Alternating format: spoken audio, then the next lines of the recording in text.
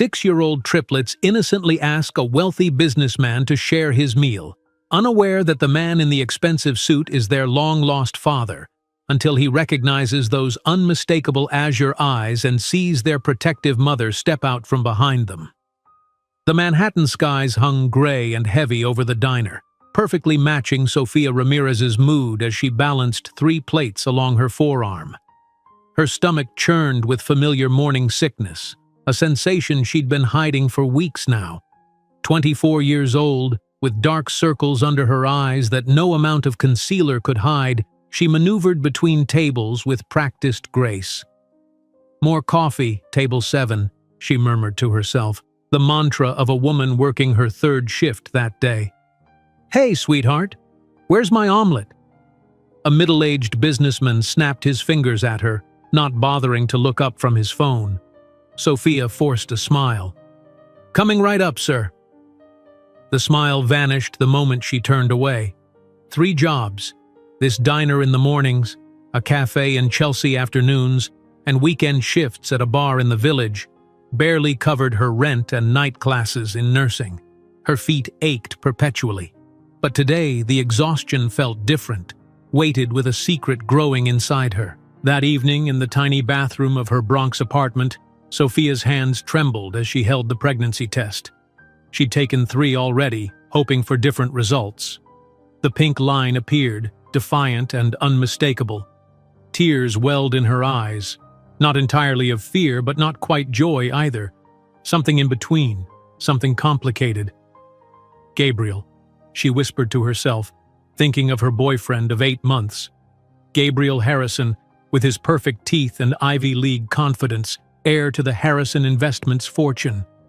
The unlikely match had been the subject of whispers among her co-workers and his colleagues alike.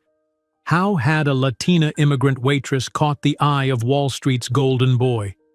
It happened at Fernando's birthday, she would tell her friends, recounting how she'd been covering an extra shift when Gabriel came in with colleagues celebrating a successful deal. How he'd left his business card with a genuine compliment about her smile. How surprisingly gentle he'd been on their first date, listening to her dreams of becoming a nurse practitioner. Now, sitting on the edge of her bathtub, Sofia placed a protective hand over her still flat stomach. "It's going to be okay," she promised, though uncertainty tightened her throat. 3 days later, at Manhattan General Hospital, Sofia stared at the ultrasound screen in disbelief. 3 separate heartbeats, the technician confirmed, moving the wand across Sofia's abdomen. "Congratulations, you're having triplets." The world seemed to tilt. "Triplets?" Sofia repeated, her voice small. "Are you certain?" The technician pointed to the screen. 1, 2, 3. See the separate sacs? Identical from the looks of it. Sofia couldn't tear her eyes from the screen. 3 tiny lives, dependent on her already stretched resources. Fear clenched her heart, but alongside it bloomed a fierce protectiveness. Later that evening, Sofia transformed her modest apartment. She couldn't afford much, just supermarket flowers arranged in a water glass, a tablecloth she'd found on sale last Christmas, and Gabriel's favorite pasta dish simmering on the stove. His Harvard Law School sweatshirt hung on her chair, a casual claim to her space he'd left weeks ago. They'd spoken of marriage briefly, tentatively, during a weekend in the Catskills last month. He'd mentioned his family's expectations. Of course, there were expectations when your grandfather's name graced a wing of Columbia Business School, but also how he was making his own path. When Gabriel arrived, his kiss was distracted, his mind clearly still at the office. His Burberry coat looked out of place in her apartment, as it always did. "Something smells amazing," he said, loosening his silk tie. "Sit," Sofia replied, her voice steadier than she felt. "I have news." She placed the ultrasound image beside his plate, watching his face as recognition dawned. His blue eyes widened, then narrowed, calculations running behind them. "You're pregnant?" His voice was flat, unreadable. "Yes." "And is that more than one?" "Triplets." The silence stretched between them, broken only by the ticking of her kitchen clock and the distant sound of her neighbor's television through the thin walls. "I need to make a call," Gabriel finally said, pushing back from the table. He stepped into the hallway, closing the door behind him. Through the door, Sophia could hear fragments. Mother. Yes. Complications. Career implications. The conversation lasted 20 minutes. When Gabriel returned, his face had changed, hardened somehow, his jaw set in a way she hadn't seen before. "I need time to process this," he said, not meeting her eyes. "We'll talk tomorrow." He didn't touch the pasta. He didn't touch her. The door closed behind him with quiet finality. The next day brought a biting December chill. Sophia had called in sick to her morning shift, something she never did. By noon, pacing her apartment, she'd called Gabriel 3 times. All went to voicemail. At 2 o'clock, a sharp knock at her door. Gabriel stood there, impeccably dressed in a charcoal suit that probably cost more than her semester's tuition, his expression businesslike. "We need to talk," he said, brushing past her. He surveyed her apartment as though seeing it for the first time. The second-hand furniture, the textbooks stacked on the coffee table, the neighborhood visible through windows that never quite kept out the draft. "Let me see the ultrasound again," he demanded. She handed him the grainy image. He studied it, his face unreadable. "You're pregnant? With Jamios?" "No, Trigamios," he repeated, examining the ultrasound she'd gotten yesterday morning. His blue eyes, normally gentle, had become cold as ice. "Sophia, let's be realistic. I'm about to be promoted at Harrison Investments. My future has no room for a pregnant waitress with triplets." Each word landed like a physical blow. Sophia stood very still, afraid that if she moved, she might shatter. "What are you saying?" "I'm saying this is impossible. My mother is right. You would be a burden to my career. I can't risk losing the Harrison inheritance because of a mistake." Gabriel placed an envelope on the table. "This should cover some expenses. Sell the ring I gave you, it'll help too." Sophia looked down at the small diamond on her finger, a promise made just 3 weeks ago. "Is it because I'm Latina?" she asked, tears finally spilling. "Because I didn't go to Harvard like you?" Gabriel hesitated at the door. Something flickered across his face. Regret? Shame? Whatever it was vanished quickly. "Some people are born for success, others to survive," he said quietly. "You would never belong in my world, much less mixed-race children. My family has a legacy to preserve." The door closed behind him with a soft click that belied the devastation it left behind. Sophia stood motionless in the middle of her apartment, the envelope untouched on the table. Outside, the first snowflakes of winter began to fall. The following week brought more blows. The diner manager in Queens called her into his office, eyes averted as he explained that customers were uncomfortable with her visible pregnancy. The dismissal came with 2 weeks' severance, not nearly enough. By January, during a historic blizzard that paralyzed the city, the eviction notice appeared under her door. Her bank account showed $612.43. 3 lives grew inside her, and she had nowhere to go. For 2 nights, Sophia slept on the subway, riding the 6 train back and forth, her backpack clutched to her chest. On the 3rd day, numb with cold and desperation, she called Carmen, a fellow waitress from the diner. "I have 4 cousins sleeping in the living room," Carmen warned, "but we can put a mattress in the corner for you." The Harlem apartment was overcrowded but warm. Sophia cried that night silently, facing the wall so no one would hear. The following months became an exercise in humiliation and struggle. Sophia cleaned offices at night, her growing belly making it difficult to reach under desks. She sold handmade jewelry at weekend street fairs. She accepted any job her pregnancy would allow. Each prenatal visit meant hours in overcrowded public clinics, forms filled out in triplicate, pitying looks from social workers. On rare nights when she didn't collapse from exhaustion, she wept thinking about her children's uncertain future. In her 7th month, during an extra shift as a cashier at a grocery store, Sophia fainted. Hospitalized with preeclampsia, doctors ordered complete bed rest. Without adequate insurance and unable to work, she lost even the mattress at Carmen's apartment. It was in a hospital waiting room, alone and terrified, that Sophia experienced her epiphany. Flipping through an abandoned magazine, she saw Gabriel's interview in the financial section, smiling beside his new fiancée, the daughter of a prominent banker. The caption mentioned his promotion and the bright future of the young executive. Sophia tore out the page, folded it carefully, and tucked it into her worn purse. That night, stroking her belly in the charity hospital bed, she made a promise. "My children will never, ever know the hunger or humiliation I'm going through. One day, Gabriel Harrison will look at us and realize the biggest mistake of his life." On July 15, 2017, Lucas, Emma, and Olivia Ramirez were born prematurely. As she held the 3 tiny babies in the NICU nursery, Sophia swore that she would transform every cruel word Gabriel had spoken into fuel for a revenge he would never expect. Absolute triumph over all the limitations he had proclaimed. While holding her 3 newborns for the first time, Sophia could not imagine that in just 6 years, her skill with needle and thread, inherited from her grandmother, would become the seed of an empire that would one day make Gabriel Harrison beg for her attention.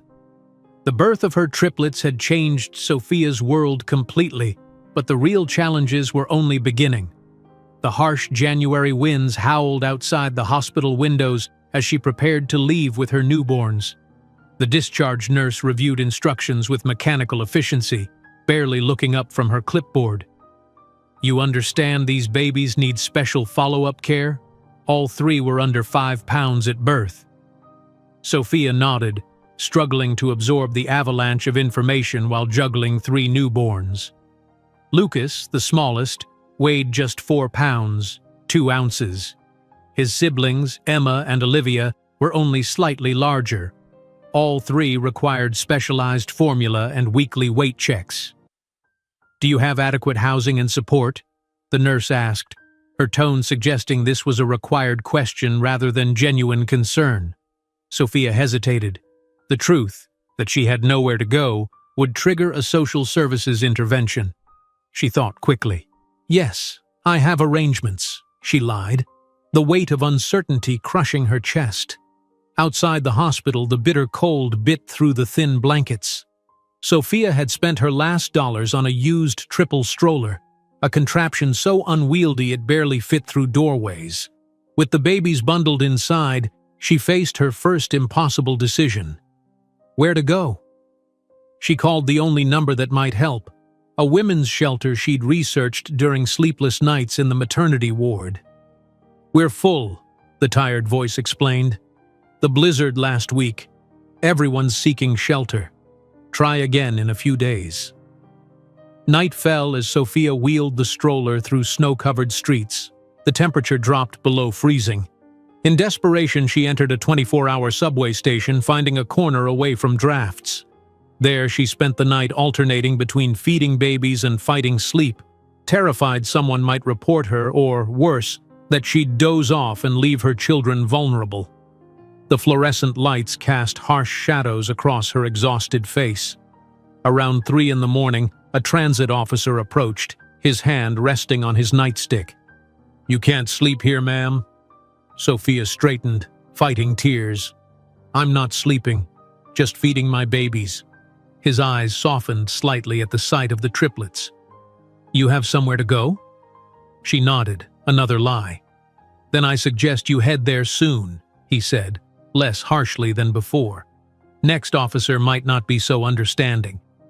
The second night followed the same pattern. Different subway station, same desperate circumstances. By the 3rd day, the baby's cries grew weaker, and Sophia's milk supply diminished from stress and inadequate nutrition. She sat on a bench in Grand Central Station, tears streaming silently down her face as Emma refused to nurse. A woman in a cleaner's uniform sat beside her. "First baby?" "Triplets," Sophia whispered. 3 days old. The woman, Carmen, studied her face. "Where's your home, honey?" Sophia's composure cracked. "I don't have one anymore." That evening, Carmen led Sophia to her apartment in Harlem, a two-bedroom unit already housing Carmen's sister, brother-in-law, and 4 young cousins.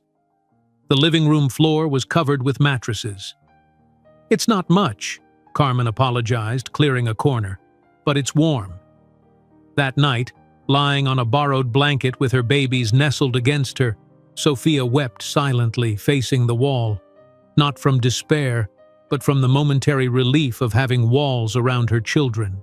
The respite proved temporary. Finding work with newborn triplets seemed impossible. Sophia applied for emergency assistance, enduring hours in government offices with 3 fussing infants. The meager benefits barely covered formula, let alone contributed to Carmen's household. By spring, Sophia had established a desperate routine. She woke at 5 to feed the babies before Carmen left for work. During the day, she scoured classified ads for jobs, made phone calls, and hand-washed tiny onesies in the bathroom sink. When the babies napped, she took online transcription jobs, earning pennies per audio minute. One afternoon, Carmen's landlord made a surprise inspection. His eyes narrowed at the sight of Sophia and the triplets. "Unauthorized tenants," he declared coldly. "Everyone out by Friday, or you're all evicted." Carmen couldn't lose her apartment. Her entire family depended on it. With crushing guilt, Sophia packed her few belongings. The triplets, now 4 months old, watched with solemn eyes that seemed to understand far too much. The job rejections continued, each more humiliating than the last. A single mother with triplets? How would you handle shifts? Or worse, "We need reliable employees without complications."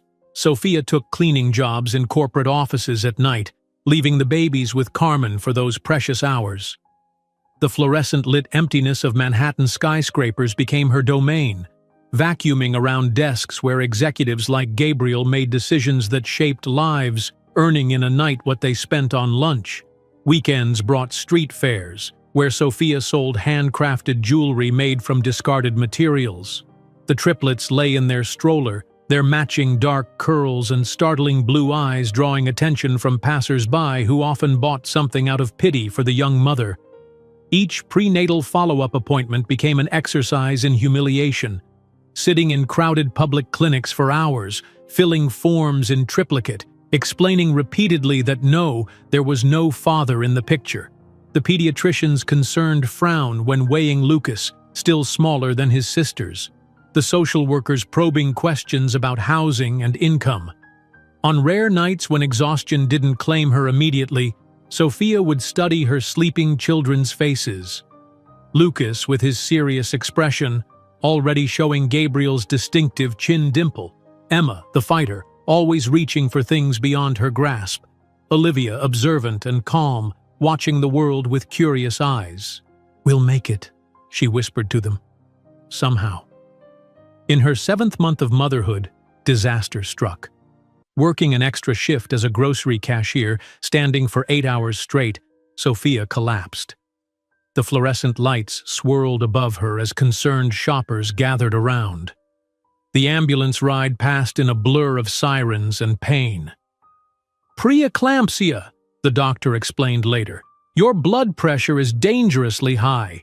You need complete bed rest." Sophia laughed bitterly. "I have triplets and 3 jobs. Bed rest isn't an option." "It's not a suggestion," he replied gravely. "Without it, you risk seizures, stroke, even death. Who would care for your children then?" The hospital social worker helped arrange emergency medical leave, but the pittance it provided couldn't cover Carmen's already strained hospitality. The news came while Sophia was still hospitalized. They couldn't keep the babies any longer. Carmen's sister's asthma was worsening with the overcrowding. Alone in her hospital bed, Sophia faced the abyss. 7 months of superhuman effort, and she had nothing to show but 3 beautiful, innocent children and nowhere to take them. It was in this lowest moment, waiting for discharge papers in a hospital lobby, that fate intervened. Mindlessly flipping through an abandoned magazine, Sophia froze. There, in the financial section, Gabriel Harrison smiled beside a elegantly dressed blonde woman. The caption read, "Rising star Gabriel Harrison of Harrison Investments announces engagement to Eliza Winthrop, daughter of banking magnate Richard Winthrop. Harrison, recently promoted to senior vice president, represents the bright future of Wall Street's next generation." His words from that terrible day echoed, "Some people are born for success, others to survive. You would never belong in my world." With trembling hands, Sophia tore out the page, folded it carefully, and tucked it into her worn purse. Something crystallized within her, not hatred, but a cold, clear purpose. That night, in a charity ward bed, stroking her flat stomach where her children had once grown, Sophia made a solemn vow.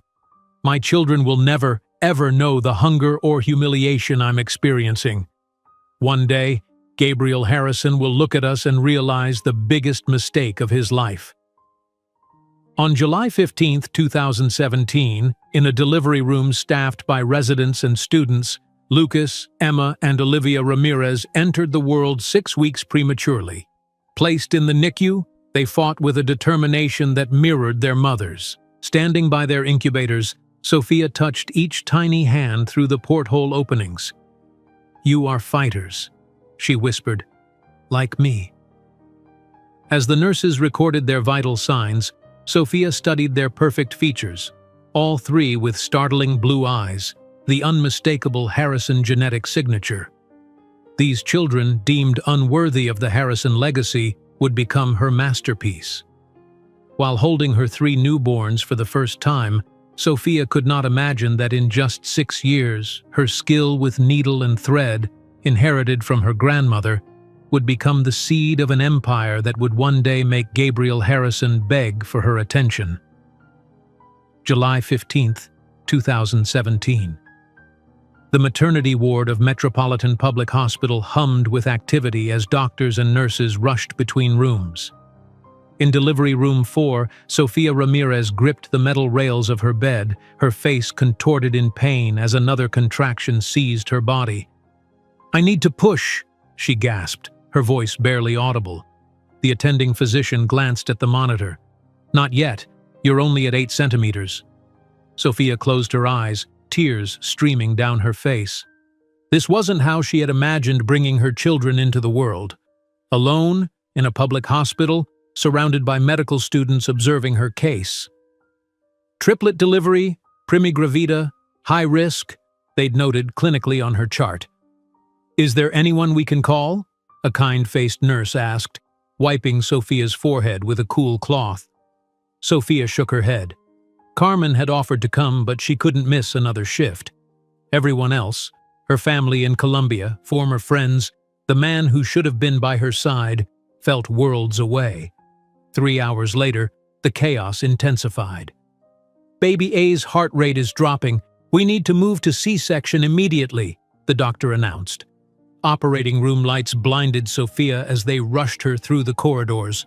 A blue surgical drape separated her from the procedure, but she felt every tug and pressure as they extracted her children one by one. "Baby A, male, 4 pounds 3 ounces, called out a voice. A feeble cry pierced the air, her son fighting to breathe. "Baby B, female, 4 pounds 6 ounces. Baby C, female, 4 pounds 2 ounces. Each announcement brought another fragile cry. Sophia strained to see them as the neonatal team whisked each baby to warming stations. "Can I hold them?" she asked, her voice breaking. "They need to go to the NICU immediately," the doctor replied. "Their lungs aren't fully developed."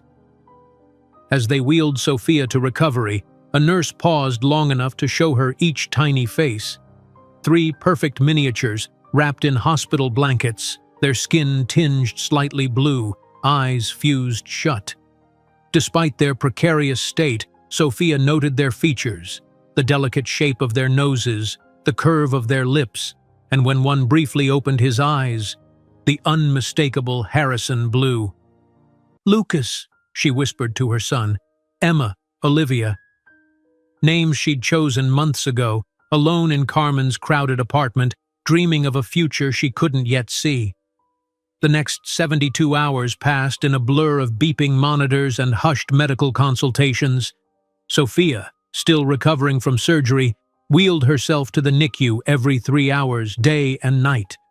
The nurses showed her how to touch her babies through the incubator ports, how to speak to them so they would know her voice.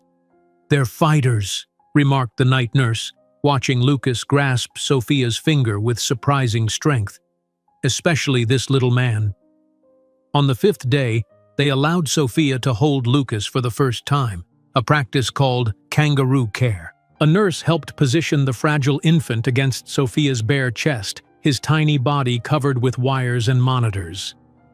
"Hello, my love," Sophia whispered, inhaling his scent. "I'm your mama." As Lucas settled against her heart, his oxygen levels improved visibly on the monitor. The next day, she held Emma, then Olivia, each responding to their mother's touch with stronger vital signs. 2 weeks later, while sitting beside the incubators, Sophia noticed a social worker hovering nearby. The woman approached with a practiced smile. "Ms. Ramirez, I'm Janet from Family Services. I'd like to discuss your discharge plan. The babies will need to stay for several more weeks, but you'll be released tomorrow." Reality crashed down. Sophia had nowhere to go.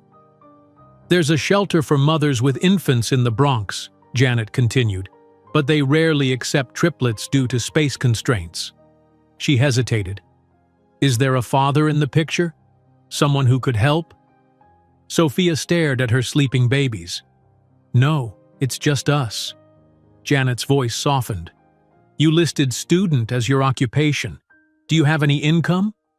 "I was taking nursing classes at night, working 3 jobs before—" Sophia gestured to her still swollen abdomen.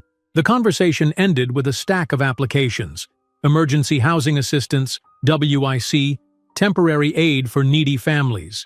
Janet's card had a handwritten note: "Call me directly. I'll do what I can."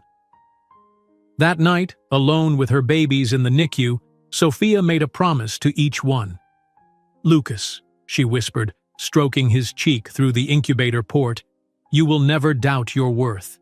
Emma, you will never fear being abandoned.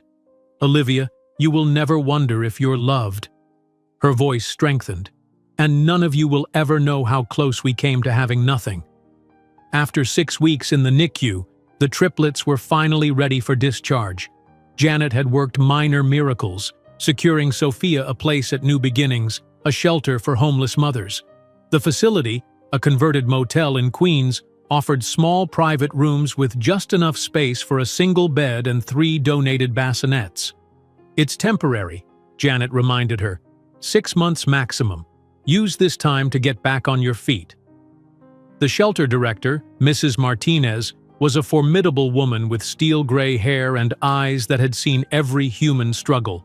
She showed Sophia to room 17. "Bathroom is shared, 2 doors down. Curfew is 9 p.m. No visitors without prior approval."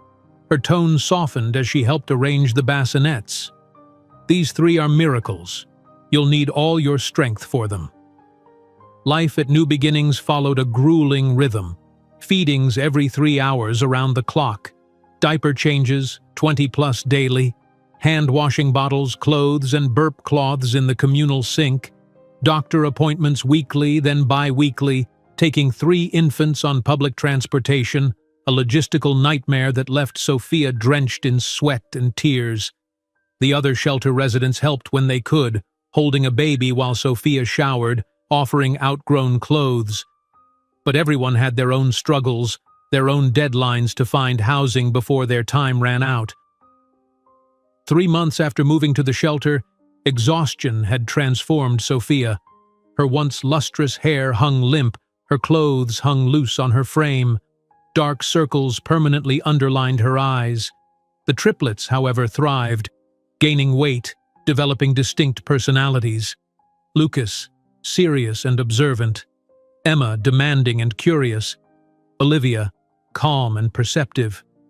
One night, while the babies slept, Sophia ventured to the shelter's common room. In a donation bin marked miscellaneous, she spotted a battered sewing machine. Memories flooded back. Her grandmother in Colombia, teaching her to mend clothes, to create something from nothing. "Does this work?" she asked Mrs. Martinez. "Probably not. It's been here for months." Sophia carried the machine to her room.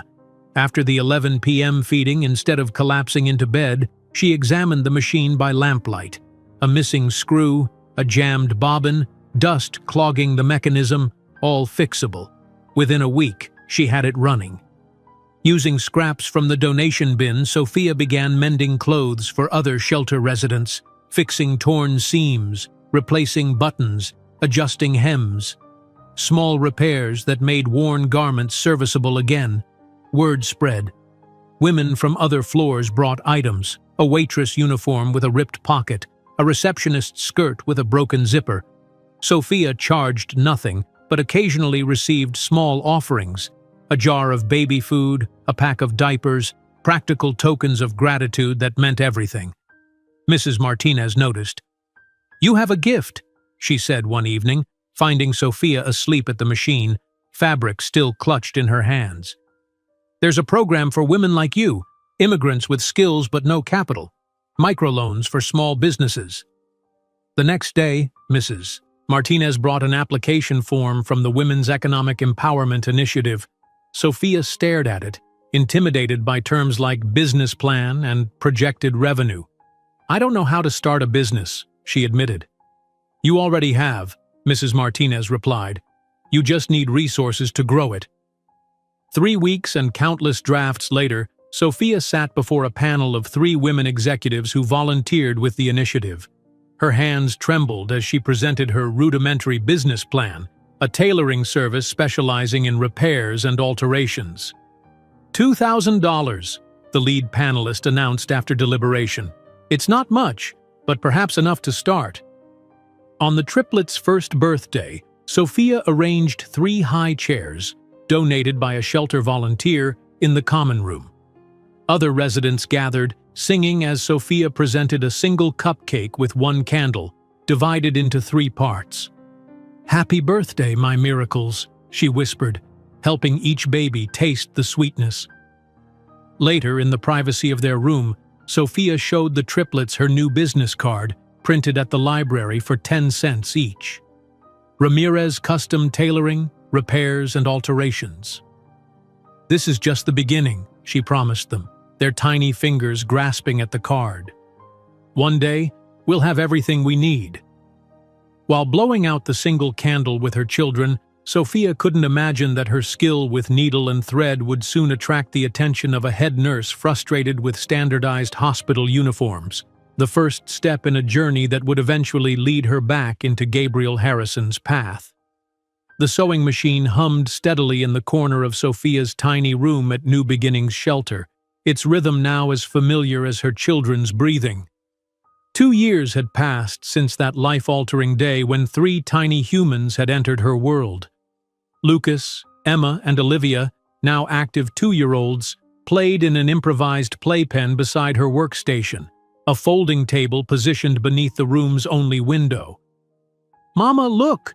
Lucas called, carefully stacking colorful blocks in a pattern that showed surprising symmetry for a child his age. Beside him, Emma vigorously scribbled on donated construction paper, her tiny brow furrowed in concentration as she created recognizable shapes, circles and lines that almost resembled people. Olivia sat quietly in the corner, a picture book open on her lap, her eyes moving across the pages as though actually reading the words. "Beautiful, mijo," Sophia replied, momentarily setting aside the waitress uniform she was hemming. These stolen moments watching her children develop distinct personalities filled her with both pride and anxiety. Their intelligence was becoming impossible to ignore. Lucas approached puzzles with methodical determination. Emma expressed herself through increasingly detailed art. Olivia absorbed information like a sponge, memorizing entire storybooks after just a few readings. Mrs. Martinez, the shelter director, had noticed too. "Those 3, she'd remarked last week, they're special, Sophia. They need stimulation, opportunities. Opportunities that required money Sophia didn't have." A knock at the door interrupted her thoughts. 10-minute warning for your appointment, called one of the shelter assistants. The triplets' 2-year checkup was scheduled at the community clinic that afternoon.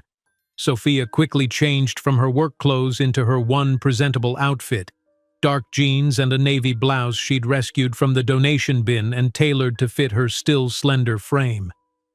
"Time to see Dr. Reynolds," she announced, gathering diaper bags and snacks with practiced efficiency. The bus ride to the clinic was an exercise in patience and logistics. 3 squirming toddlers, a stroller that constantly caught in the bus doors, and the stares of other passengers, some sympathetic, others judgmental. Sophia had grown accustomed to both. At the clinic, the usual 3-hour wait stretched before them. Sophia positioned herself strategically in the corner of the waiting room, unpacking small toys and books to keep the triplets occupied. The waiting room was crowded with harried mothers, crying infants, and the persistent smell of disinfectant. "Ramirez triplets?" a nurse finally called. "Examination room 3. Dr. Reynolds, a kind-faced pediatrician who had followed the triplets since their NICU discharge, greeted them warmly. "How are our miracle babies today?" The examination proceeded smoothly. Weight checks, measurements, developmental questions. All 3 were meeting or exceeding their milestones, remarkable considering their premature birth. "They're thriving, Sophia," Dr. Reynolds confirmed. "You're doing an incredible job." As they were finishing, a tall woman in scrubs entered, clipboard in hand. "Dr. Reynolds, can I borrow you for—" She stopped, noticing the triplets. "Oh my goodness, are these the famous triplets everyone talks about?" "Eleanor, meet Sophia Ramirez and her children," Dr. Reynolds introduced. "Eleanor is our head nurse." Eleanor approached, admiring the children. As she leaned forward, Sophia noticed her adjusting her uniform top uncomfortably. "These standard-issue uniforms are awful," Eleanor muttered, tugging at a seam. "The pockets are useless, can't even fit a stethoscope properly. And the material? Like wearing plastic wrap during 12-hour shifts." Something clicked in Sophia's mind. "I could fix that for you," she offered before she could stop herself. Eleanor raised an eyebrow. "Fix what?" "Your uniform. I do alterations and repairs." Sophia hesitated. "But I could also design something better, something with functional pockets, breathable fabric." Eleanor laughed skeptically. "You're a seamstress?" "I am," Sophia replied with newfound confidence. 2 years ago, she might have looked down, might have qualified her statement. Not anymore. "My grandmother taught me in Colombia. I've been repairing clothes at the shelter where we live." Something in her tone must have convinced Eleanor, who studied her thoughtfully. "You know what? I've complained about these uniforms for years. Show me what you can do." That evening, after putting the triplets to bed, Sophia didn't sleep. Instead, she sat at her sewing machine, sketching designs on the backs of old envelopes. The next morning, she visited the loan officer at the Women's Economic Empowerment Initiative. "I need to purchase an industrial sewing machine and specialty fabrics," she explained. "I have an opportunity to create medical uniforms." The loan officer reviewed her impeccable repayment history on her initial microloan. "The committee approved your request. $2,000. Use it wisely." 2 days later, Sophia found herself in the industrial district, examining a used Juki industrial sewing machine. "It needs some work," the seller admitted, "but the motor's solid." "I'll take it," Sophia decided, calculating delivery costs to the shelter.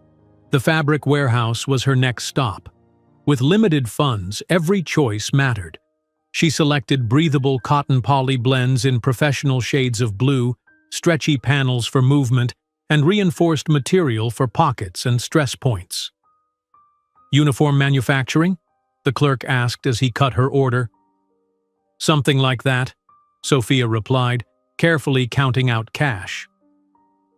For the next 2 weeks, night after night, Sophia worked while the triplets slept, measuring, cutting, stitching, unpicking mistakes, and starting again. Her design incorporated features she'd heard nurses complain about in clinics and hospitals: deep pockets positioned for accessibility, fabric that breathed during long shifts, strategic stretch panels for bending and reaching, and flattering lines that looked professional without being shapeless. When Eleanor came to the shelter for the fitting, her skepticism melted as she slipped on the prototype. "My God!" she exclaimed, checking the pockets, stretching her arms, examining herself in Sophia's small mirror. "This is actually comfortable, and I can fit everything I need in these pockets." Eleanor twirled, admiring the fit. "And I don't feel like I'm wearing a potato sack. How did you do this?" "I listened," Sophia said simply, "to what you said you needed." Eleanor pulled out her wallet. "How much?" Sophia named a price that covered materials and a modest labor charge. It wasn't much, but it was fair. "I want 5 more, Eleanor declared, "for my nursing team, and I'm showing this to everyone at Metropolitan." Within 3 weeks, Sophia had orders for 15 uniforms from nurses who had seen Eleanor's. Each paycheck allowed her to purchase more fabric at better prices, streamline her production process, and even hire another shelter resident to help with cutting patterns. The word spread through Metropolitan's nursing staff. Soon, medical assistants and technicians began requesting customized uniforms. Sophia created a simple order form, offering basic customizations: pocket placement, fit adjustments, name embroidery for a small additional fee. Mrs. Martinez watched Sophia's growing enterprise with pride and concern. "You're outgrowing this space," she observed one evening, finding Sophia asleep at her machine, fabric samples and order forms scattered around her. "I know," Sophia admitted, "but the shelter has been our home for almost a year now. I don't know if I'm ready." "This program is designed to be temporary," Mrs. Martinez reminded her gently. 6 months, with extensions for special circumstances. You've been here nearly a year. Others need this room, and you need to grow beyond these walls." The truth in those words stung but also energized Sophia. She had been clinging to the shelter's security, afraid to venture out alone with 3 children. But her business was expanding. Perhaps it was time she did too. The opportunity came unexpectedly. Dr. Klein, the medical director of a small community clinic in the Bronx, approached Sophia after seeing his staff's new uniforms. "Ms. Ramirez, I'd like to place an order for 25 custom uniforms for our entire clinical staff," he said. "Your work is exceptional." When he named his budget, $1,250 for the complete order, Sophia nearly gasped. It was the largest single payment she'd ever receive. That weekend, with Dr. Klein's deposit in hand, Sophia visited a tiny apartment in the Bronx. 2 bedrooms, one for her, one for the triplets, a small living area, and a kitchenette. The building wasn't fancy, the neighborhood not prestigious, but it was clean, safe, and most importantly, theirs. "We'll take it," she told the landlord, counting out the security deposit and first month's rent. Moving day arrived with mixed emotions. The shelter had been their safety net during the most vulnerable time of their lives. Mrs. Martinez hugged each of the triplets, then Sophia. "Remember us when you're famous," she whispered. Their possessions fit into a borrowed station wagon, 3 cribs, the industrial sewing machine, fabric supplies, and a few boxes of clothes and toys. The triplets, now understanding more than Sophia sometimes realized, sensed the significance of the moment. "Our home, Mama?" Lucas asked as they entered the empty apartment. "Yes, mijo, our home." That night, after settling the children in their new room, Sophia hung a framed uniform on the wall, the first she had created, with a handwritten note beneath it. "Everything begins with an idea." While arranging her small workshop in the corner of the living room of their new apartment, Sophia didn't know that in just 4 years, Ramirez custom uniforms would be sought after by the largest hospital networks in the country, including Healthline hospitals, recently acquired by the Harrison Investment Group.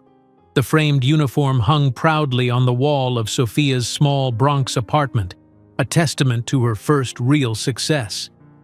In the 2 years since moving out of the shelter, she had transformed the living room into a functional workshop, with her industrial sewing machine positioned by the window for optimal light.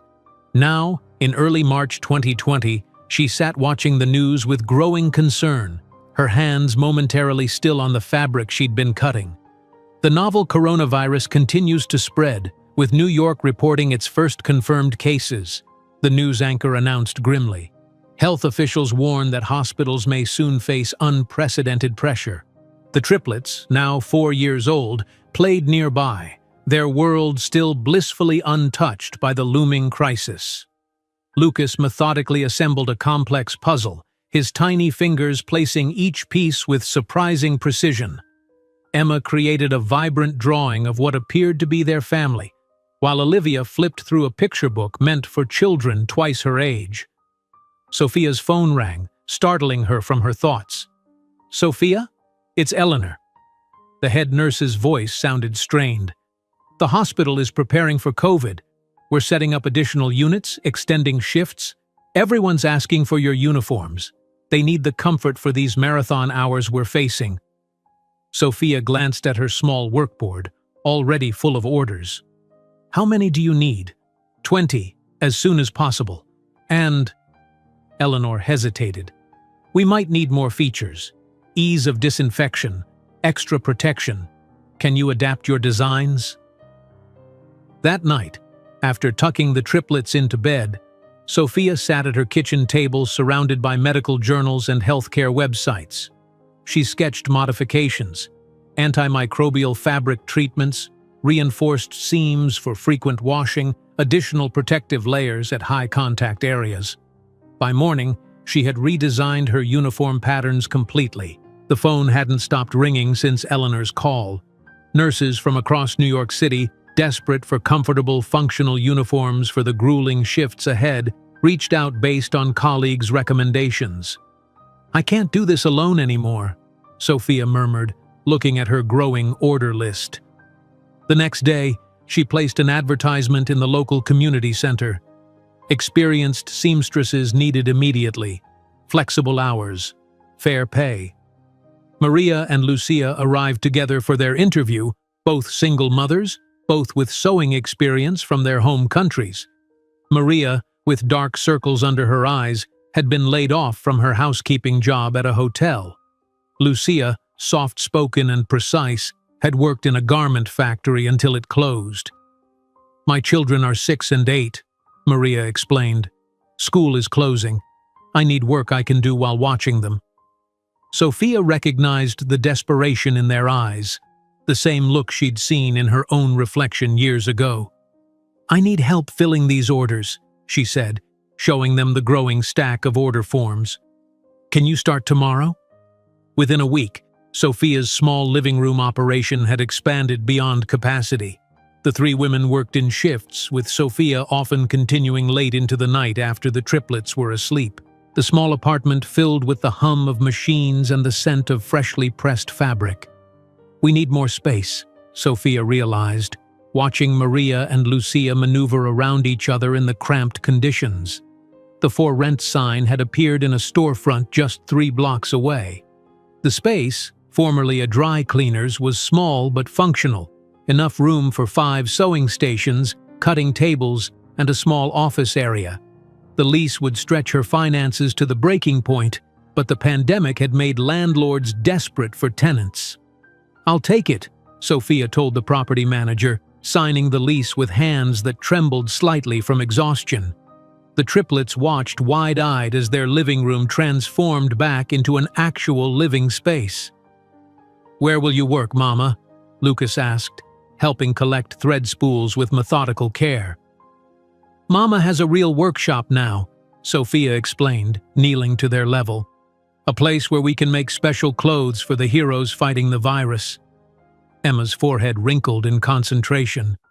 "Like superhero capes?" Sophia smiled, touching her daughter's cheek. "Even better. Clothes that keep them safe and comfortable while they help sick people." The new workshop space allowed Sophia to increase production immediately. She invested in 2 more industrial machines and hired a 4th seamstress. The triplets accompanied her daily, playing in a designated corner with educational toys and books while the women worked. Nights became a blur of production schedules, supply orders, and design improvements. Often, Sophia would work until midnight, returning home to find the triplets asleep on makeshift beds she'd arranged in the workshop. She'd carry each child to the car, drive home, and tuck them into their beds without waking them, only to repeat the cycle a few hours later. In April, as New York became the epicenter of the pandemic, disaster struck Metropolitan Hospital. Their PPE supplies were critically low, with masks in particularly short supply. "Sophia, it's Dr. Reynolds." The pediatrician's voice was desperate. "I know you make uniforms, but our staff is reusing disposable masks. Is there any way you could produce something, anything, to help?" That night, Sophia researched CDC guidelines for cloth face coverings, studied filtration materials, and tested prototypes on herself. By morning, she had developed a mask design with a filter pocket, adjustable ear loops, and a nose wire for proper sealing. "It's not N95, she cautioned Dr. Reynolds when delivering the first batch of 50 masks, "but it's better than reusing disposable ones." The hospital staff's gratitude was overwhelming. A local reporter, covering the hospital's pandemic response, noticed the distinctive masks with the small Ramirez Custom Uniforms tag. "Who made these?" he asked a nurse, who pointed toward Sophia as she delivered another box of masks. The resulting story, "Immigrant Mother of Triplets Helps Fight Pandemic with Needle and Thread," ran initially in a local Bronx paper. Within days, it was picked up by larger outlets, then shared thousands of times on social media. The workshop phone rang constantly. "You're trending," Maria announced one morning, showing Sophia her phone. "Sewing Saves Lives is connecting to your story." The publicity brought unexpected benefits. A fabric supplier offered wholesale pricing. A business development organization provided free consulting. Most importantly, orders flooded in from hospitals across the state. As summer arrived, Sophia expanded again, hiring 3 more seamstresses, all women who had lost jobs during the pandemic. The workshop now operated in shifts, producing hundreds of uniforms weekly. The triplets, unable to attend preschool due to closures, became the workshop's unofficial mascots, greeting delivery drivers and helping sort fabric by color. Their intelligence continued to astonish their teachers during virtual learning sessions. "Mrs. Ramirez," their preschool teacher commented during a parent conference call, "all 3 children are reading at a first-grade level. Their numerical skills and problem-solving abilities are equally advanced. Have you considered testing for gifted programs?" Sophia added another item to her growing list of priorities. In September, as New York's first wave subsided, Sophia received a call that changed everything. "Ms. Ramirez? This is James Wilson, Procurement Director for the Metropolitan Hospital Network. We've been impressed with your product's quality and durability. Our board would like to discuss a potential supply contract for our 5 hospitals." The meeting took place via Zoom, Sophia's first major corporate presentation. She had prepared meticulously, creating a professional slide deck showcasing her designs, quality control process, and production capacity. The triplets had been bribed with special treats to play quietly in the next room. When the call ended, Sophia sat in stunned silence. The contract offered was for 5 hospitals, approximately 700 uniforms annually, with a value of $175,000. It was a miracle considering her humble beginnings, yet still just a fraction of what major uniform suppliers received. "We did it," she whispered to the triplets, who had crept in as the call ended, sensing its importance. "Are we rich now, Mama?" Emma asked, climbing onto her lap. Sophia laughed, embracing all 3 children. "Not rich, Mija, but secure, and growing stronger every day." That evening, as she framed the contract for her workshop wall, Sophia couldn't know that her company's rising reputation had already caught the attention of consultants for Healthline hospitals, who were preparing to recommend the innovative small supplier from the Bronx to their new corporate owner, Harrison Investments. While framing the Metropolitan Hospital Network contract on her workshop wall, Sophia couldn't help but reflect on how far she'd come since those desperate days at the shelter. The Ramirez custom uniforms had transformed from a survival mechanism into a thriving small business. Yet her greatest achievements weren't hanging on any wall. They were asleep in the bedroom of their modest Bronx apartment. The following morning began like most others in the Ramirez household. Organized chaos. Sophia prepared breakfast while reviewing fabric orders on her tablet. The triplets, now 5 years old, sat at the small kitchen table, each absorbed in their own activities. "Lucas, please finish your cereal before it gets soggy," Sophia reminded her son, who was busy constructing an intricate tower of wooden blocks beside his breakfast bowl. "I'm testing structural integrity under weight distribution," he explained, carefully placing another block. "If I calculate correctly, it should hold 14 more pieces." Sophia paused, spatula in hand. Lucas's vocabulary and mathematical reasoning had progressed beyond what seemed normal for a 5-year-old. She'd noticed it for months, how he organized his toys by complex patterns, how he could add 3-digit numbers in his head. Across the table, Emma was sketching furiously, her cereal half forgotten. "Mama, look!" She held up her drawing, a remarkably detailed representation of their neighbor Mrs. Guzman, complete with her characteristic stern expression and flowered dress. "That's beautiful, mija," Sophia said, genuinely impressed by the proportion and detail. Emma had always loved drawing, but recently her artwork had advanced dramatically. She captured expressions and emotions with uncanny precision. Sophia's gaze shifted to Olivia, who sat quietly reading a chapter book meant for 3rd graders. Occasionally, she'd look up to comment on her siblings' activities, always with perfect recall of what she'd just read. "Ms. Johnson says I can borrow books from the 2nd grade shelf now," Olivia announced without looking up. "I've finished all the kindergarten and 1st grade books already." A knock at the door interrupted Sophia's thoughts. Their neighbor, Mrs. Guzman, handed her a folded newspaper. "Your children's teacher left this in my mailbox by mistake," she said. "Something about a special school program." The flyer advertised an information session for parents of exceptional children, hosted by the district's gifted education department. Sophia's eyes lingered on the words, "scholarships available," but her heart sank at the listed private school tuition rates. Even with her business's growth, such amounts remained far beyond her reach. Later that week, after closing the workshop, Sophia sat with the triplets' preschool teacher during a parent-teacher conference. "Mrs. Ramirez," Ms. Johnson began, spreading out assessment papers, "I've been teaching for 27 years, and I've never encountered children quite like yours. Lucas's mathematical abilities are at least 3 grade levels above his age. Emma's artistic talent is extraordinary. Notice the depth perception in these drawings, and Olivia's reading comprehension tests at a 3rd grade level." Pride warmed Sophia's chest, quickly tempered by concern. "What should I do? They need more challenges than I can provide at home." "There are programs for gifted children," Ms. Johnson explained. "Your triplets would qualify easily. I've taken the liberty of compiling some options."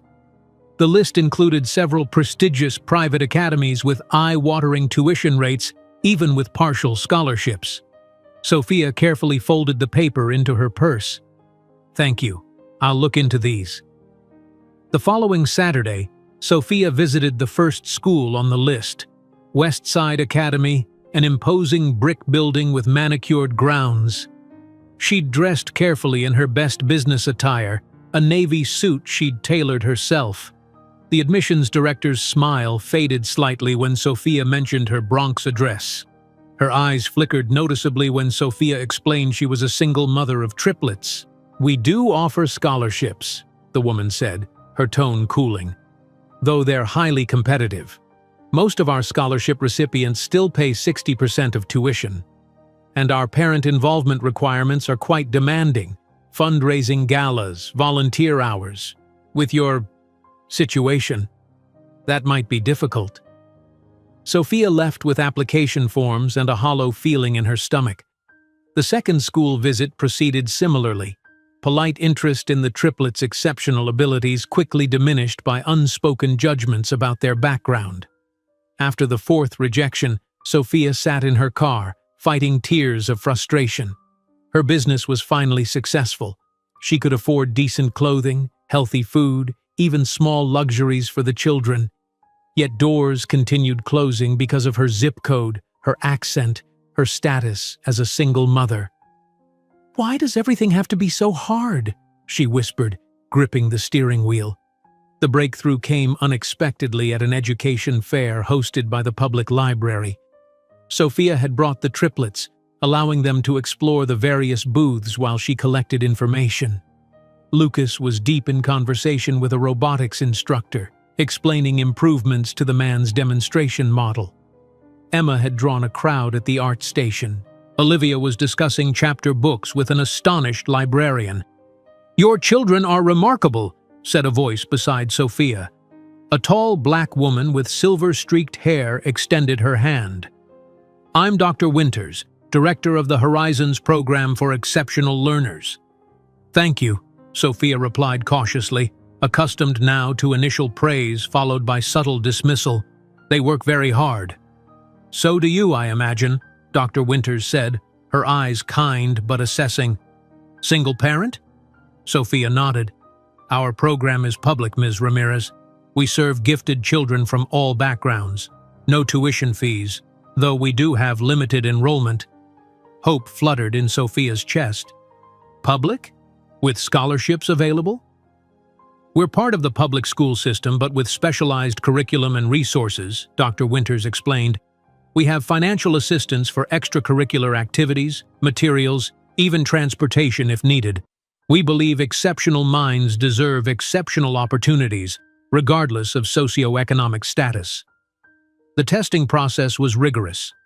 On a Tuesday afternoon, the triplets sat in a bright classroom at the Horizons Program Center, concentrating intensely on various assessments.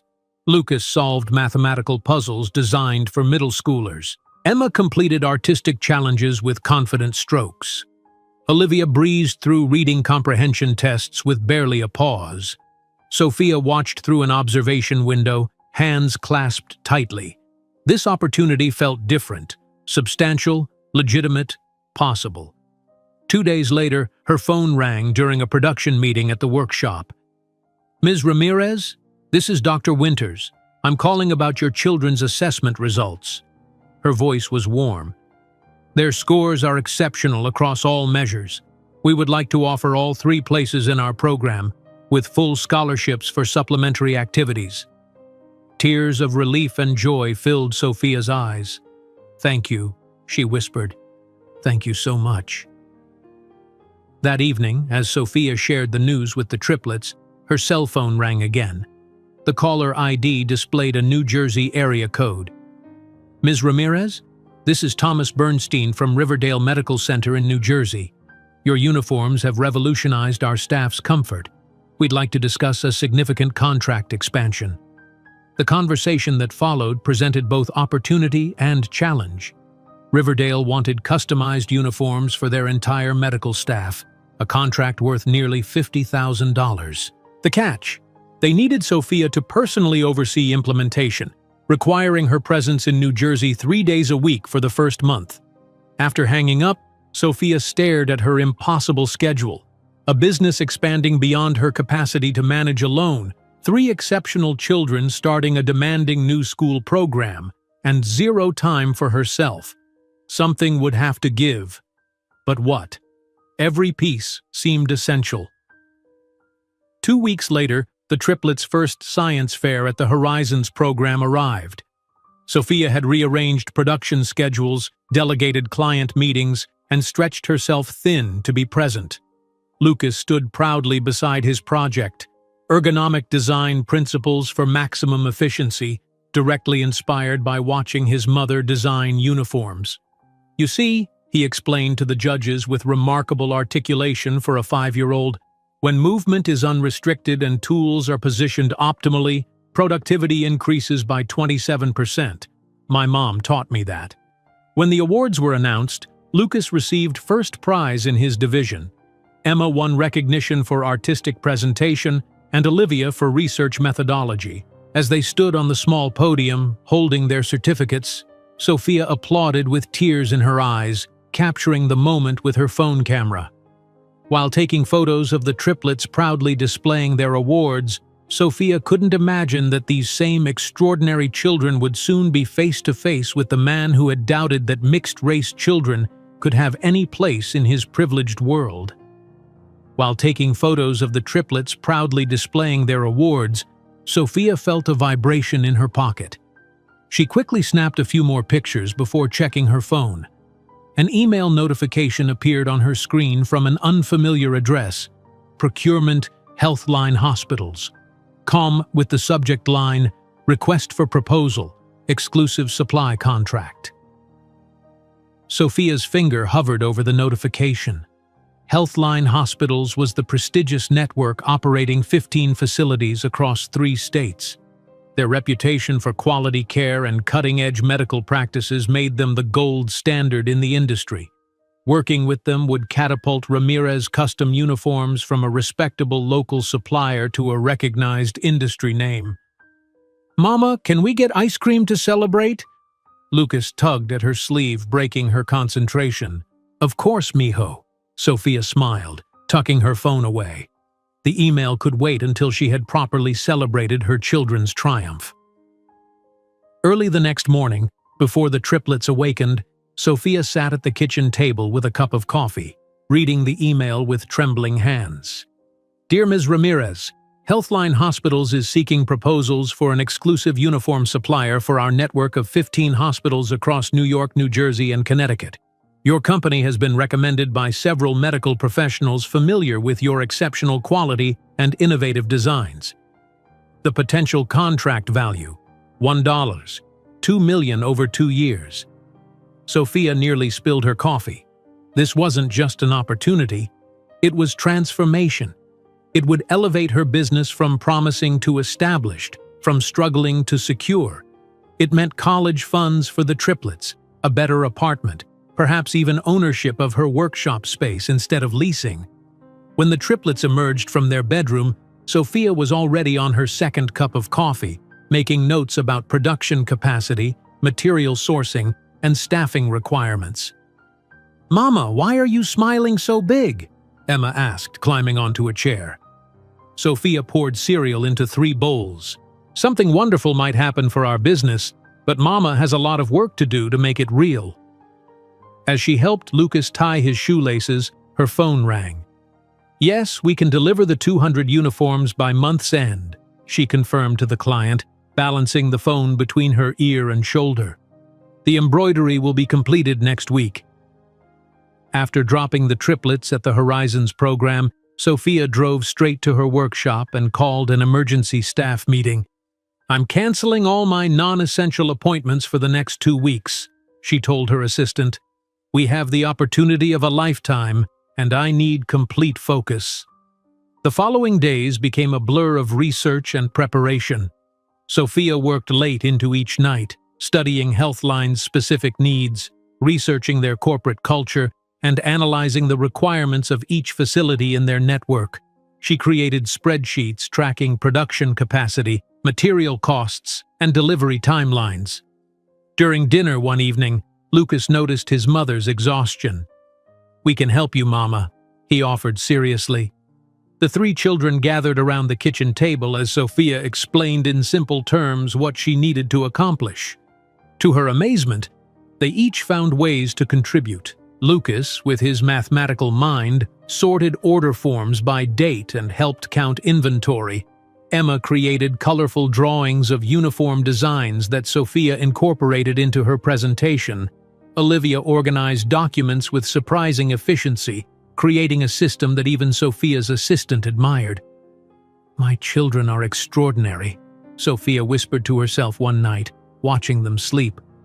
The memory of Gabriel's cruel dismissal of mixed-race children fueled her determination to prove just how exceptional these children were, how exceptional she was.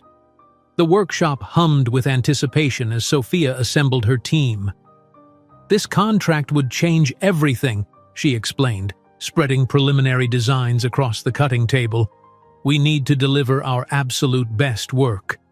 Maria, now her production manager, nodded confidently. "We've been preparing for an opportunity like this. The team is ready." 2 days before the submission deadline, Sophia stood before the mirror in a charcoal business suit she'd tailored herself. Her reflection showed a woman transformed from the desperate, abandoned, expectant mother of 6 years ago.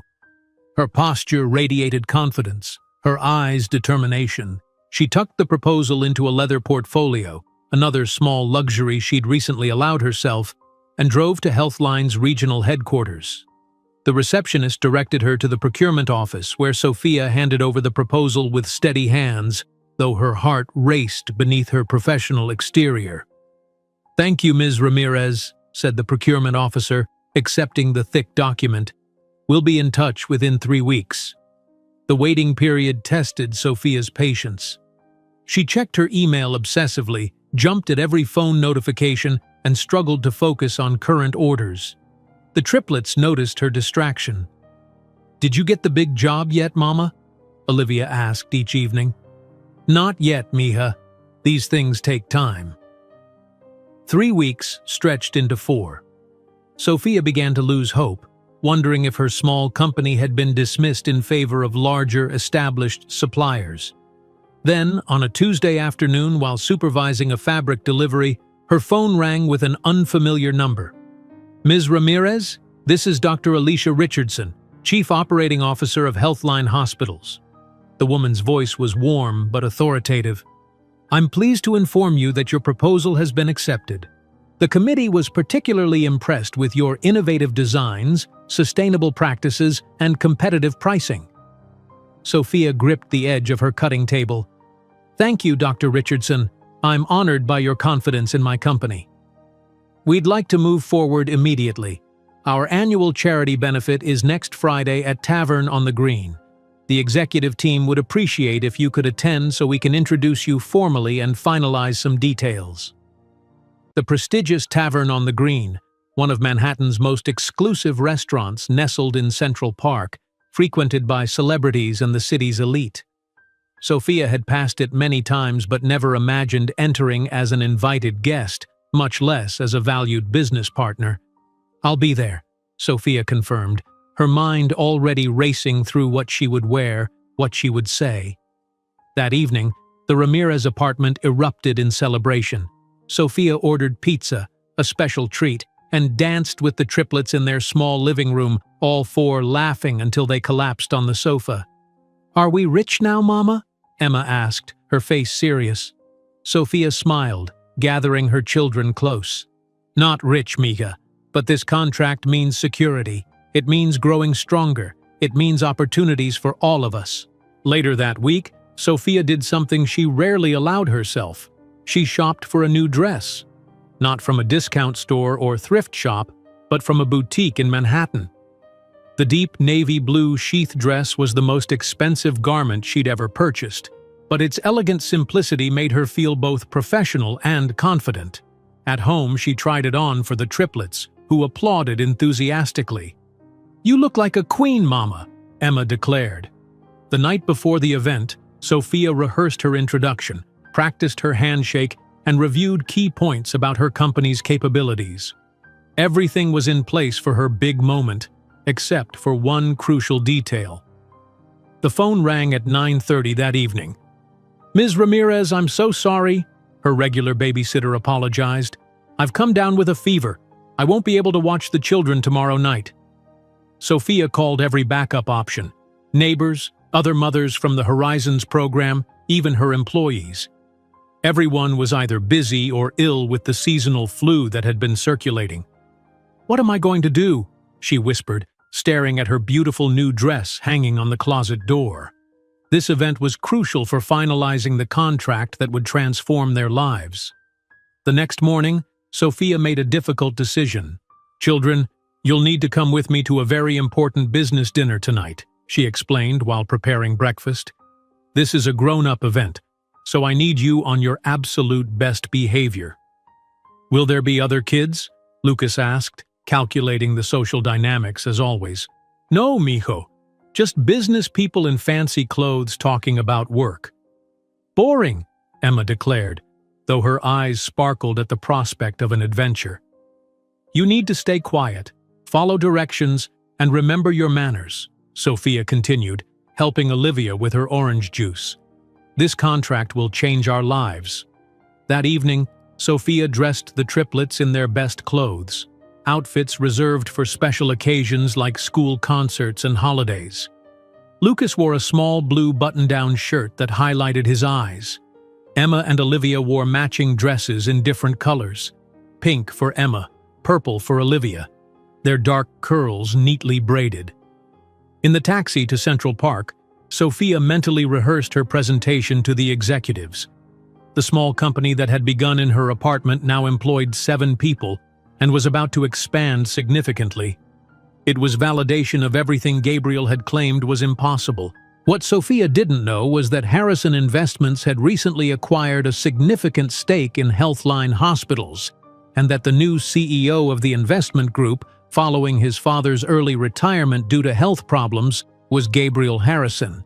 He would be present at the event as the principal sponsor. As the taxi approached the elegant restaurant in the heart of Central Park, Sophia adjusted her faux pearl necklace, a gift from the Triplets on Mother's Day.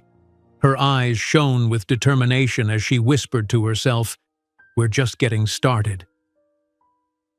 The taxi pulled up to the tavern on the green, its elegant facade illuminated by twinkling lights that reflected off the glass conservatory. Sophia drew a deep breath, adjusting her navy dress one last time before turning to the Triplets. "Remember what we practiced," she said, her voice gentle but firm. "Best behavior. This is very important for Mama's business." Lucas nodded solemnly. "We understand, Mama." The doorman greeted them with a slight raise of his eyebrows. Clearly, children were not common guests at such events. Inside, the restaurant exuded old-world opulence, with crystal chandeliers casting a warm glow over marble floors and lush greenery. Well-dressed attendees mingled, champagne flutes in hand, their conversations creating a sophisticated hum. Sophia felt a flicker of unease as she entered, conscious of being different. Despite her carefully chosen dress and professional demeanor, she couldn't help feeling that she didn't belong in this world of inherited privilege. She straightened her shoulders, reminding herself that she was here on merit. Her designs, her business acumen, her persistence had earned this invitation. "Ms. Ramirez," called a woman approaching with an extended hand. "I'm Janelle Washington, Dr. Richardson's assistant. So glad you could make it." Sophia shook her hand, relieved at the friendly welcome. "Thank you for having me. I apologize for bringing my children. My childcare arrangements fell through at the last minute." Janelle smiled at the Triplets. "No problem at all. They're adorable. Dr. Richardson is currently in a meeting with our investors but will join you shortly. Please enjoy some refreshments." The Triplets behaved admirably as Sophia networked with junior executives, impressing them with her detailed knowledge of medical workflows and how her designs addressed specific pain points for healthcare staff. Several times, she caught admiring glances directed at her children, who sat quietly on a nearby bench, occasionally whispering among themselves. As the evening progressed, the Triplets grew restless. The promised "shortly" had stretched to nearly an hour, and Sophia could see their patience waning. Lucas's stomach growled audibly. "Just a little longer," Sophia promised, offering them water from her glass. "We'll get dinner after Mama meets with Dr. Richardson." Across the room, at a secluded table on the terrace, Gabriel Harrison was holding court. At 34, he had grown more distinguished since Sophia had last seen him. His custom-tailored suit spoke of wealth and influence, his Patek Philippe watch gleaming under the ambient lighting as he gestured to make a point. "The $30 million investment we've made in Healthline demonstrates our confidence in the network's West Coast expansion," he explained, sipping an award-winning Chardonnay. His second marriage was faltering, but his professional life had never been better. Since taking control of the family business after his father's heart attack, he had doubled Harrison Investments' assets. Speaking of our new initiatives, interjected Dr. Richardson, CEO of Healthline, I'm particularly excited about our new uniform supplier, a small local company that has revolutionized comfort for our medical staff. The owner should be arriving any moment to finalize details. Gabriel nodded distractedly, checking his Rolex. The conversation continued around him until it was interrupted by three small voices in perfect unison. Can you give us food? Mama said we shouldn't ask, but we're very hungry. Gabriel turned, annoyed by the intrusion, and froze. Before him stood three children, approximately 6 years old, immaculately dressed in simple but clean clothes. What paralyzed him were their eyes, three identical pairs of crystal blue eyes, the hallmark of the Harrison family for generations, looking up at him hopefully. His fork clattered against the fine china. One of the executives began calling for security, but Gabriel couldn't tear his gaze from the children. The boy, in particular, possessed the same chin dimple he saw every morning in the mirror. "Lucas! Emma! Olivia! Come here right now!" The firm voice cut through the air, and Gabriel felt the world slow down as he recognized its timbre. Walking quickly toward them was Sofia Ramirez, 6 years older but unmistakable.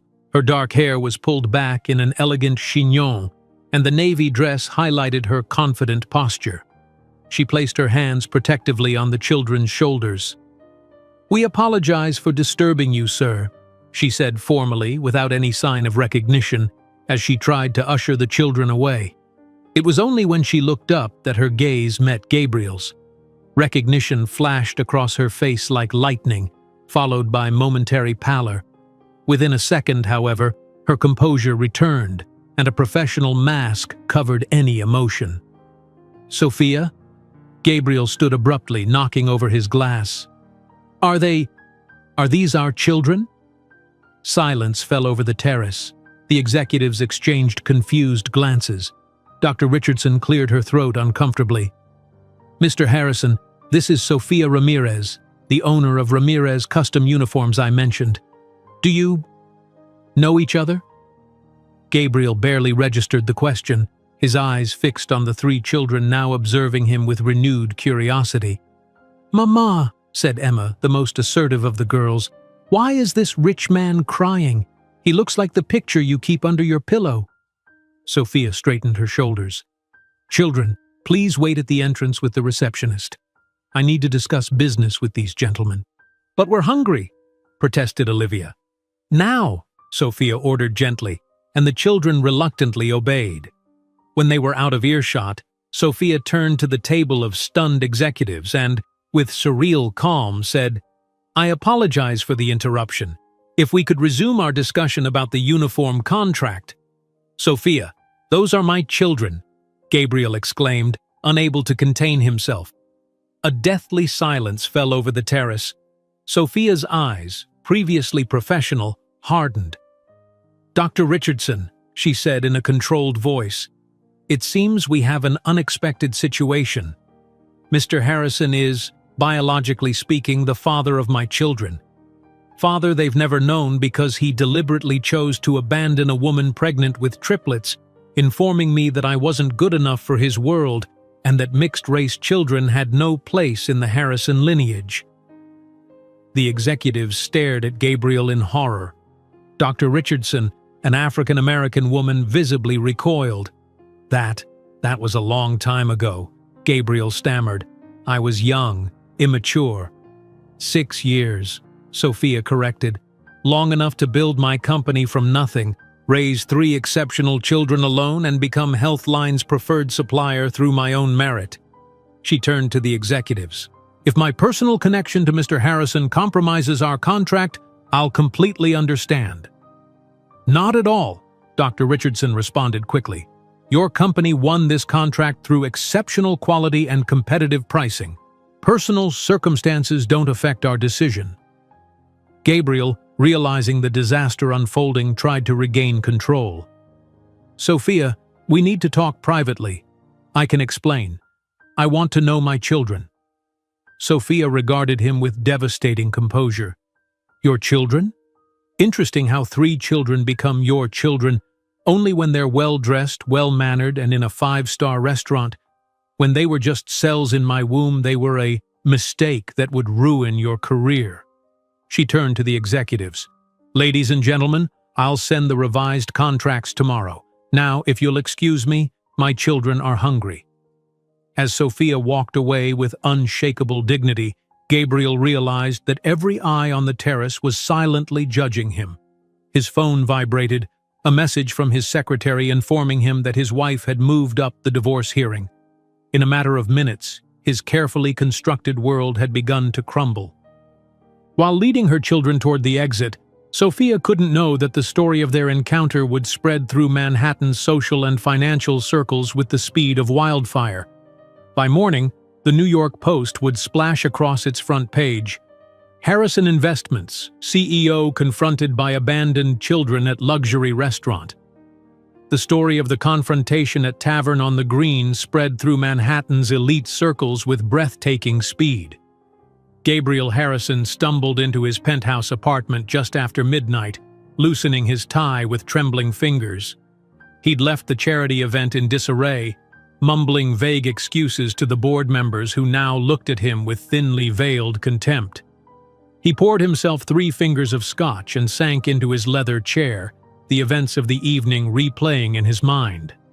Those eyes, unmistakably Harrison blue, staring up at him from 3 innocent faces. The quiet dignity in Sophia's posture as she publicly acknowledged what he had done 6 years ago. The immediate shift in the room's atmosphere as everyone realized the golden boy of Wall Street had abandoned his own children. The buzzing of his phone jolted him from his thoughts. It was his executive assistant Margaret texting well past midnight. "Mr. Harrison, you need to see this. Front page preview for tomorrow's Post." The image attachment loaded, revealing the headline that would greet New Yorkers over their morning coffee. "Harrison Investments CEO confronted by abandoned children at luxury restaurant." Beneath it, a blurry photo someone had managed to capture of the moment. Gabriel standing shocked, the 3 children looking up at him, Sophia approaching with protective fury. Gabriel's hand shook so badly that scotch sloshed over the rim of his glass. He'd spent a decade meticulously crafting his public image, the brilliant financier, the philanthropist, the face of old money with modern ethics. Now, with one headline, it was crumbling. Sleep eluded him entirely. By 7 the next morning, bleary-eyed and unshaven, he entered the sleek Harrison Investments headquarters in Midtown. The receptionist's eyes widened slightly as he passed, her usual cheerful greeting notably absent. In its place, a hurried whisper into her phone. "He's here." His executive assistant met him at the elevator, thrusting the New York Post into his hands. "It's worse than the preview," she said tightly. "There's a 2-page spread inside with quotes from waitstaff who overheard everything." Gabriel barely made it to his office before his phone began ringing incessantly. First, it was Westridge Capital, one of their largest investors from the West Coast, known for their commitment to diversity initiatives. "Gabriel, we're concerned about the reports in today's papers," the investor relations director began, his voice carefully neutral. "Our fund has strict ethical guidelines. We'll need to discuss this situation at our board meeting tomorrow." By noon, 2 major investors had discreetly withdrawn a combined $50 million from Harrison funds. His assistant placed a stack of messages on his desk, her face grim. "Your mother's cardiologist called. She saw the paper this morning and experienced chest pains. They've admitted her to Mount Sinai as a precaution." The intercom buzzed again. "The board has called an emergency meeting for 3 o'clock.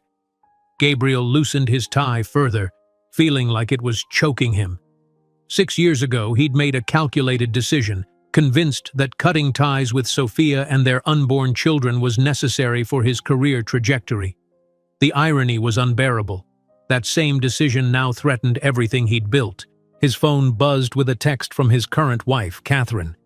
"My attorney has adjusted our divorce agreement in light of recent developments. 60% seems more appropriate given the damage to my social standing. Sign it or we go to court." Gabriel had married Catherine Winthrop 2 years after abandoning Sophia, a strategic union joining two financial dynasties. The marriage had been failing for months, but they'd agreed to a quiet, dignified divorce. Now she was using the scandal as leverage. At Mount Sinai Hospital, Margaret Harrison, now 72, lay in a private room, an oxygen cannula in her nose and monitors tracking her heart rhythm. When Gabriel entered, her rheumy eyes fixed on him with a mixture of shock and accusation. "Is it true?" she wheezed. "Do I have 3 grandchildren I've never met?" Gabriel couldn't meet her gaze. "Yes." "The Latina waitress? The one I told you to leave?" Her voice was thin but cutting.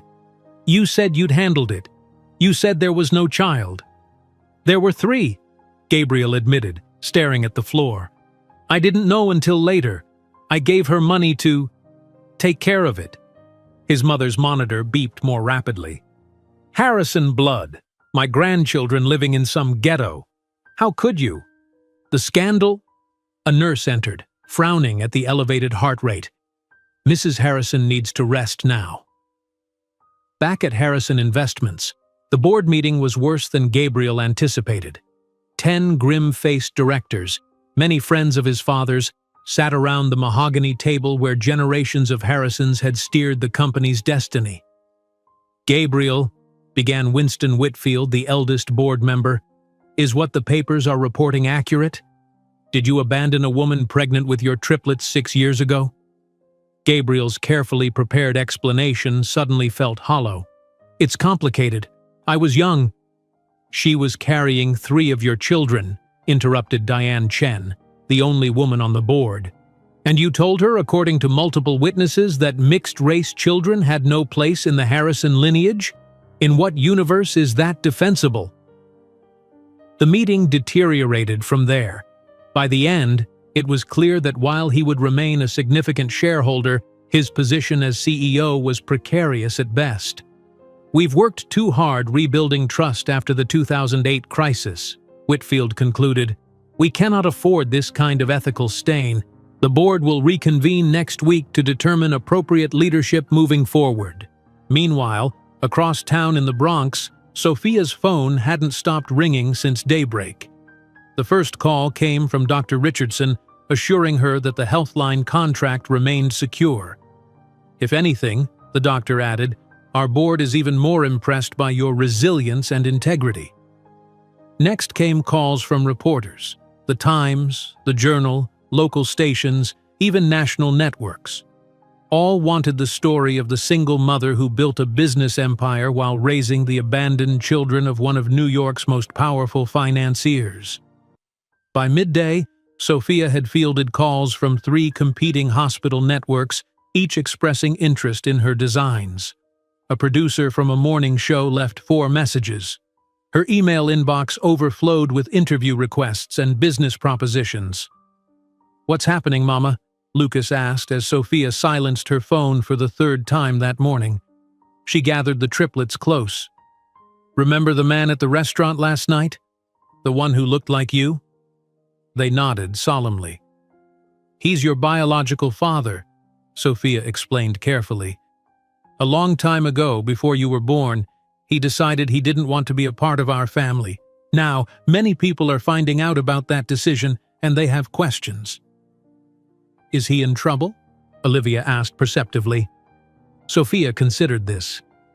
"People don't like what he did, but that's not our concern. Our life is here, together." That afternoon, a messenger delivered a thick envelope from the prestigious business magazine Forbes. Inside was an advance copy of their next issue, featuring Sophia on the cover with the headline, "From Poverty to Purpose: How a Single Mother Built a Hospital Uniform Empire."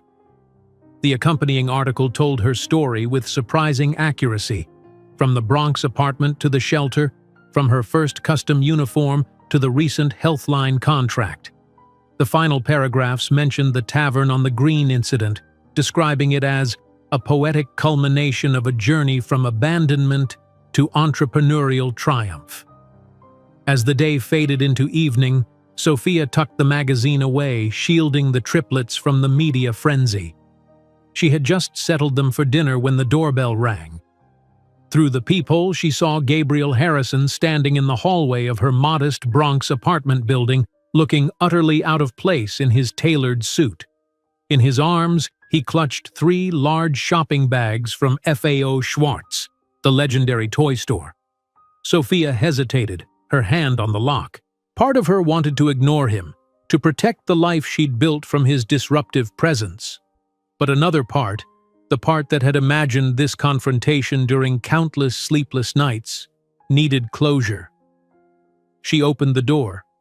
Gabriel looked haggard, his perfect appearance from the previous evening replaced by a disheveled shadow. His eyes were bloodshot, his expression haunted. "Can we talk?" he asked, his arrogance replaced by uncharacteristic hesitation. Sophia considered shutting the door but nodded silently, leading him into her small living room. The walls were covered with the children's artwork, school certificates, and birthday photos, 6 years of memories he had no part in.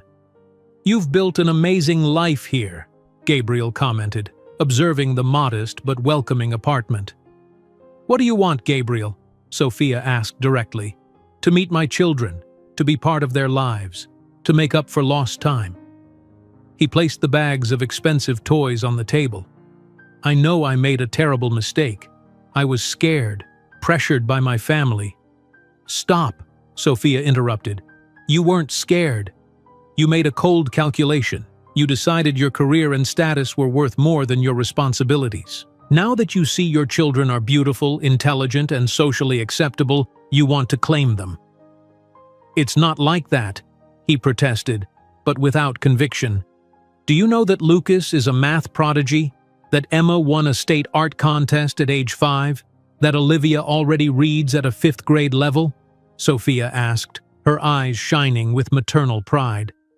"You missed their first steps, first words, first days of school, not by accident or circumstance, but by deliberate choice." Gabriel lowered his head. "I can help financially. Give them opportunities, the best education." Sophia laughed, a sound devoid of humor. "You think I need your money now? Healthline isn't our only client. We have contracts with 9 hospital networks in 5 states. Next year, we're expanding to the West Coast with a line of environmentally sustainable uniforms." While gazing at the man who had once deemed her unworthy, Sophia didn't realize her company had already received a $12 million buyout offer from a healthcare conglomerate, an amount that would make her net worth greater than Gabriel Harrison's after his imminent and costly divorce. She reached into her desk drawer and pulled out a folder, handing it to Gabriel. "Here's an agreement my lawyer prepared. You can have supervised visits twice a month after family counseling sessions. If the children, after properly meeting you, want more contact, we'll reassess." Gabriel flipped through the documents, astonished by their meticulousness and professionalism. This was not the desperate waitress he had abandoned. "And a warning," Sophia added. "If you try to use your money or influence to take my children or disrupt our lives, you'll discover I'm no longer that helpless young woman. I have resources, connections, and determination you can't imagine." Gabriel looked at her, truly seeing the extraordinary woman Sophia had become. "I would never do that," he said softly. "I just want a chance." "The children will decide," she responded firmly. "Now, if you don't mind, I have a conference call with Los Angeles investors in 20 minutes. 6 months passed since that confrontation in Sophia's apartment.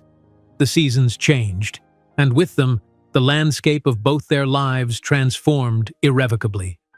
On a bright spring morning, Sophia sat in a sleek conference room in downtown Manhattan, surrounded by 5 women executives, each a leader in her field. The table before them displayed architectural renderings of a renovated factory space in the South Bronx.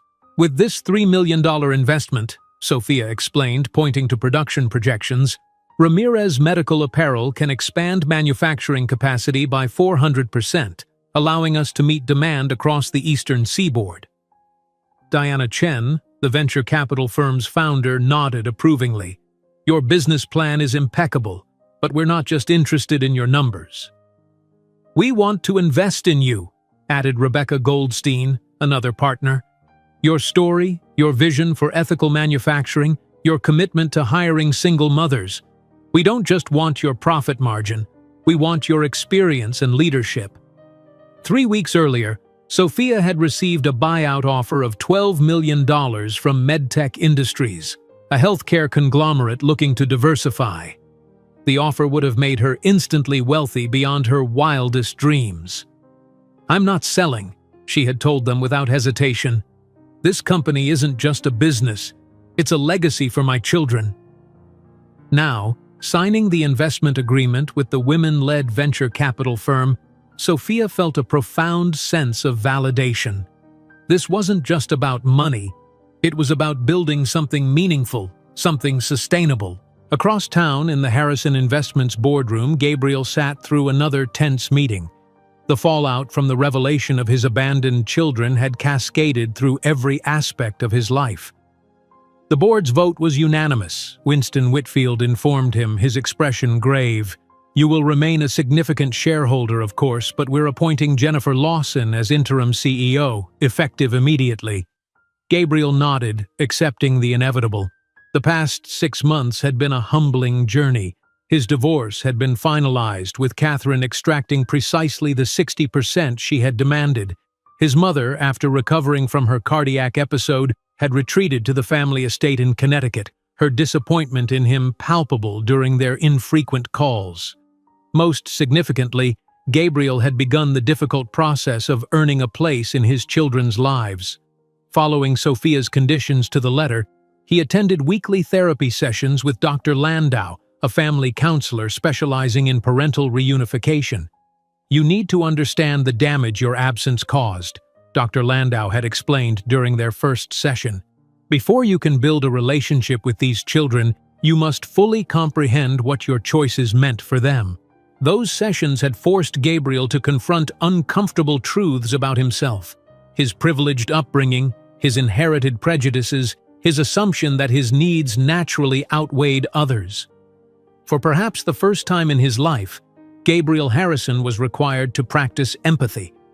The first supervised visit with the triplets occurred 3 months after the restaurant confrontation. The community center playroom felt strange to Gabriel, so far removed from his usual environments of boardrooms and exclusive clubs. Lucas, Emma, and Olivia entered cautiously, holding hands with Sophia and the counselor nearby. Gabriel had prepared carefully, bringing no extravagant gifts, dressed casually in jeans and a sweater rather than his usual bespoke suits. "Hello?" he said softly, kneeling to their level. "I'm Gabriel." "We know who you are," Lucas responded, his directness reminiscent of Sophia. "You're our biological father." The term, so clinical, so distant, stung Gabriel, though he recognized its accuracy. He wasn't their dad, hadn't earned that title. That first meeting was awkward, filled with halting conversations and careful observations. Emma asked about his favorite colors. Olivia wanted to know if he liked reading, but it was Lucas who posed the question Gabriel had dreaded. "Why didn't you want us when we were babies?" The rehearsed explanations dissolved on Gabriel's tongue. In that moment, faced with his son's unflinching gaze, so like his own, he found himself answering with unprecedented honesty. "I made the biggest mistake of my life," he said quietly. "I was selfish and afraid. I thought about my life, my career, what my family expected. I didn't think about what you needed or deserved." In the corner, Sophia watched the interaction carefully, her expression unreadable. As spring bloomed across New York City, the Ramirez Medical Apparel transformed as well. The newly acquired factory space in the South Bronx, once an abandoned textile mill, hummed with activity. Sophia had prioritized hiring from the local community, particularly single mothers struggling to find employment compatible with childcare needs. "We provide on-site childcare," Sophia explained to a reporter from the Business Journal, conducting a tour of the facility. "Flexible scheduling, comprehensive benefits, training opportunities. These aren't just perks, they're essential for working parents." The resulting profile, Ramirez revolutionizes manufacturing culture, brought further attention to Sophia's business model. In May, she received the Entrepreneur of the Year award at a ceremony attended by the city's business elite. "I built this company not to prove something to anyone," she said during her acceptance speech, "but to show my children that limits exist to be overcome. That determination and integrity still matter in this world."